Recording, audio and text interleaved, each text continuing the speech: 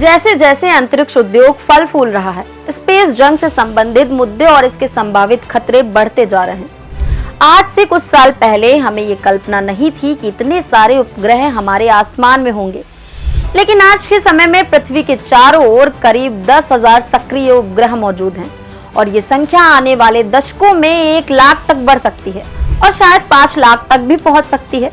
ये आंकड़े वाकई हैरान करने वाले हैं। लेकिन क्या आपको पता है कि इन उपग्रहों का लाइफ साइकिल खत्म होने के बाद पृथ्वी पर क्या होता है? देखिए, स्पेस जंक 2 तरह के होते हैं। पहला प्राकृतिक और मानव निर्मित। प्राकृतिक मलबा क्षुद्रग्रह, धूमकेतु और उल्कापिंड आदि को कहा जाता है, जबकि मानव निर्मित मलबों के तहत ऐसे अंतरिक्ष मलबे आते हैं जो हम इंसानों द्वारा भेजे गए अंतरिक्ष यानों या उपग्रहों की समय अवधि पूरा हो जाने के बाद भी गुरुत्वाकर्षण के कारण पृथ्वी का चक्कर लगाते रहते हैं। अब होता क्या है कि मलबा और सक्रिय अंतरिक्ष यान दोनों ही अंतरिक्ष में काफी तेज गति से मूव कर रहे होते हैं। ऐसे में अगर किसी छोटे से टुकड़े से भी टक्कर होती है तो परिणाम भयानक होने की संभावना होती है। यानी जब उपग्रह अपनी उम्र पूरी करते हैं तो वे वायुमंडल में जलकर नष्ट हो जाते हैं और इस प्रक्रिया में धातु, रसायन और प्रदूषक वायुमंडल में फैल जाते हैं। अब जैसे जैसे सैटेलाइट्स की संख्या बढ़ेगी, वैसे वैसे प्रदूषण भी बढ़ेगा और वैज्ञानिक इसे लेकर काफी चिंतित हैं। एक अमेरिकी वैज्ञानिक डैनियल मर्फी और उनकी टीम ने 2023 में एक रिपोर्ट जारी की, जिसमें उन्होंने बताया कि 10% एरोसोल कणों में एल्यूमिनियम और अन्य धातुएं पाई गई हैं, जो उपग्रहों के जलने से आ रही हैं। ये धातुएं वायुमंडल में फैलकर प्रदूषण का कारण बन रही हैं। इसके अलावा कॉनर बार्कर नामक एक वैज्ञानिक ने बताया कि उपग्रहों के जलने से एल्यूमिनियम और नाइट्रोजन ऑक्साइड का उत्सर्जन 2020 से लेकर 2022 तक दोगुना हो गया है।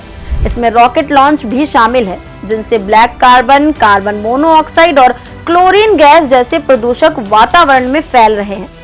हालांकि ये प्रदूषण हमें सीधे तौर पर दिखाई नहीं देता, लेकिन इसके असर से वातावरण की रासायनिक संरचना में बड़े बदलाव आ सकते हैं और अगर ऐसा हुआ तो इससे पृथ्वी पर जीवन को गंभीर खतरे हो सकते हैं। वैज्ञानिकों को खास तौर पर ओजोन परत के बारे में चिंता है।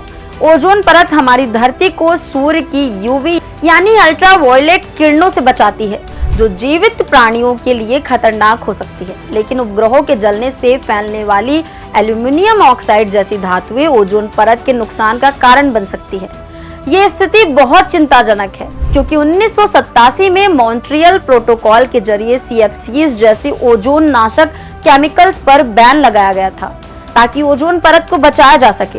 इसके अलावा वैज्ञानिक ये भी कहते हैं कि रॉकेट इंजनों से निकलने वाली सूट जैसी सामग्री भी सूरज की गर्मी को सोख सकती है, जिससे वायुमंडल में और अधिक गर्मी पैदा हो सकती है।